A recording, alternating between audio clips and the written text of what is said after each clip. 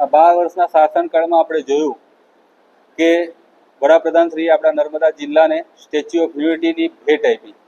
આ statue of યુનિટીના કારણે આખી દુનિયાના નકશામાં નર્મદા જિલ્લો અંકિત થયો છે. આ સ્ટેચ્યુ ઓફ યુનિટીના કારણે નર્મદા જિલ્લાના હજારો યુવાનો યુવતીઓને રોજગારી મળે છે. આ સ્ટેચ્યુ ઓફ યુનિટીના કારણે ઇન્ફ્રાસ્ટ્રક્ચર જે ડેવલપ થયું. પહેલાંનો એક સમય હતો કે રાજપીપળાથી વડોદરા જવું હોય તો લોકોએ 2-2.5-3 કલાક રસ્તાઓના કારણે જતા હતા.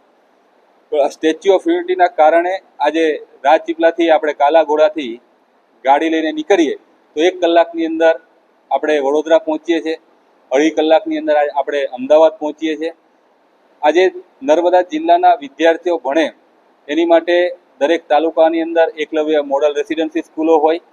આજે સ્કૂલ પતાવીને તરત એમને ભણવા માટે કોઈકને મેડિકલ લાઇનમાં જવું હોય તો મેડિકલ કોલેજ હોય, કોઈકને બાકીના કોર્સ કરવા હોય તો આખી ભગવાન બિરસા મુંડાના નામથી યુનિવર્સિટી આપણને આપી છે. આ જિલ્લાની ઉપર સાહેબના ઘણા ઉપકારો છે અને આ જિલ્લો એક માં જેવી રીતના દીકરાનું પોષણ કરતી હોય એમ મોદી સાહેબે નર્મદા જિલ્લાનું પોષણ કર્યું છે. એની માટે સાહેબનો અમે આભાર વ્યક્ત કરીએ છીએ.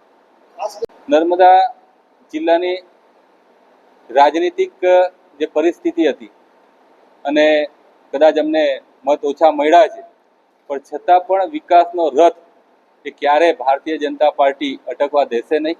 ગુજરાતમાં સરકાર ભારતીય જનતા પાર્ટીની છે, કેન્દ્રમાં સરકાર ભારતીય જનતા પાર્ટીની છે અને ક્યાંક ચૂક અમારી રહી ગઈ હશે પણ છે સરકારની યોજનાઓ છે. આજે મોદી સાહેબના નેતૃત્વની અંદર 2020થી લઈને આજે 2026 સુધી મફત અનાજ પહોંચાડવાનું કામ હોય કે પ્રધાનમંત્રીજીએ દરેક આપણા નર્મદા જિલ્લાઓના લોકો માટે કિસાન સન્માન નિધિ યોજનાનો જે લાભાર્થી હશે કે આયુષ્માન ભારતના કાર્ડ હશે, આ બધું અવિરત સેવાના માધ્યમથી અમે પ્રજાનો વિશ્વાસ જીતીશું.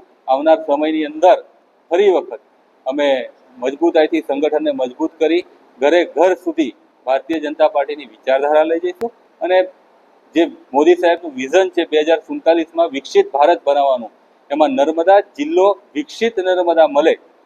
વિકસિત નર્મદા સાથે નર્મદા જિલ્લાના લોકોનો બૌદ્ધિક, આર્થિક, સામાજિક તમામ ક્ષેત્રે મજબૂતાઈ વધે અને મજબૂતાઈથી લોકો દેશ માટે, રાષ્ટ્ર માટે કામ કરે, પોતાના પરિવાર માટે કામ કરે, એનો પ્રયાસ અમારો સતત ને સતત ચાલુ રહેશે.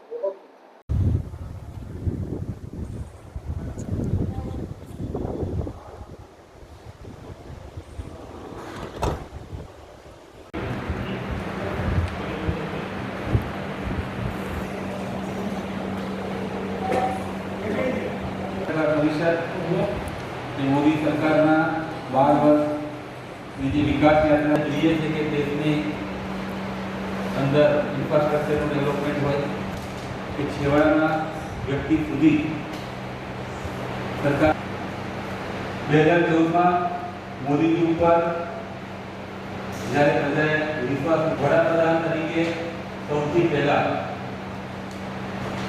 એમને જનધન ખાતા ખોલવાની વાત આપણી વચ્ચે હતી અને એ જનધનના ખાતા જ્યારે ખુલ્યા એના પરિણામ ત્યાં સુધી સરકારની યોજના અને સરકારની લાભ તરત જ સૌથી શપથ લીધાને તરત જ સૌથી પહેલું કામ પીએમ સાહેબે કિસાનોના સન્માન નિધિની માટે જે કિસાન સન્માન નિધિ છે તેથી સાહેબે સરકાર બાદ સરકારી વિભાગના મંત્રને ખાલી નમસ્તે મિત્રો, હું છું ચાંદની પરમાર.